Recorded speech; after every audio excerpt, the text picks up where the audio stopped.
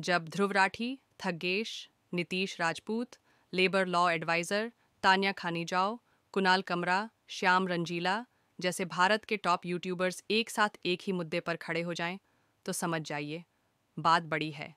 मोहक मंगल एक ऐसा नाम जो आज भारत के जागरूक युवाओं की आवाज़ बन चुका है। एक यूट्यूबर जो अपने छोटे से कमरे से भारत के सामाजिक मुद्दों पर रिसर्च करता है, सोचने पर मजबूर करता है और दुनिया तक सच्चाई पहुंचाता है।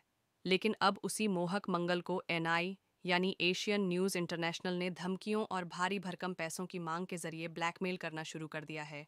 एएनआई का आरोप है कि मोहक ने अपने एक 16 मिनट के वीडियो में सिर्फ 11 सेकंड का एएनआई का फुटेज इस्तेमाल किया और दूसरे 38 मिनट के वीडियो में 9 सेकंड का एक क्लिप जिसमें रक्षा मंत्री राजनाथ सिंह नजर आते हैं और इसके बदले एएनआई की डिमांड थी 45 से 50 लाख रुपए।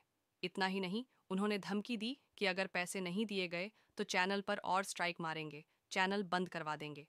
थगेश ने भी बताया कि उनसे सिर्फ 2 सेकंड के फुटेज के लिए 15 लाख रुपए मांगे गए। ईएनआई का एक प्रतिनिधि खुद कहता है, 30 लाख दो तो 1 साल तक छोड़ देंगे, 40 लाख दो तो 2 साल तक छोड़ देंगे, वरना स्ट्राइक भेजते रहेंगे। मोहक मंगल ने इसे सीधा सीधा ब्लैकमेल कहा और बिल्कुल सही कहा। तान्या खानीजाव ने कहा, ये एक्सटॉर्शन है। नीतीश राजपूत ने यूट्यूब से अपील की कि हम क्रिएटर्स की मेहनत को यूं बर्बाद मत होने दो।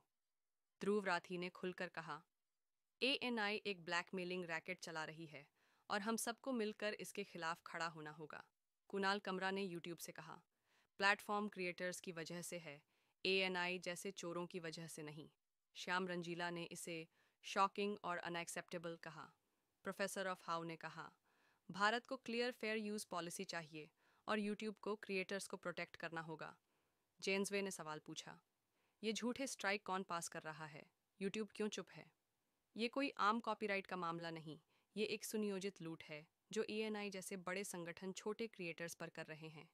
जबकि यूट्यूब खुद कह चुका है कि फेयर यूज़ के तहत कम समय के क्लिप्स का प्रयोग कमेंट्री, रिपोर्टिंग और शिक्षा जैसे उद्देश्यों के लिए पूरी तरह वैध है। लेकिन ग्राउंड पर क्या हो रहा है? यूट्यूब बिना सही जांच के स्ट्राइक्स अप्रूव कर देता है और क्रिएटर्स को मजबूर किया जाता है, या तो पैसा दो या चैनल गंवाओ। लेकिन ये सिर्फ मोहक मंगल की लड़ाई नहीं, ये पूरे भारतीय क्रिएटर कम्युनिटी की जंग है। आज मोहक ने ये मुद्दा ministry of information and broadcasting तक पहुंचा दिया है। उन्होंने मंत्री अश्विनी वैष्णव और सचिव संजय जाजू को पत्र लिखा और कहा, ये क्रिएटर्स के साथ अन्याय है। उन्होंने बाकी सभी यूट्यूबर्स से कहा कि अपने साथ हुई घटनाओं को रिकॉर्ड करें और सामने लाएं, क्योंकि अगर आज हम चुप रहे तो कल कोई और शिकार बनेगा। आज मोहक की आवाज़ दबाई जा रही है, कल आपकी हो सकती है। हमें मिलकर इस एएनआई की डिजिटल लूट के खिलाफ आवाज़ उठानी होगी। यूट्यूब को भी अपनी नीतियों को क्रिएटर्स के हित में बदलना होगा। जब तक हम एकजुट हैं, कोई भी हमें दबा नहीं सकता।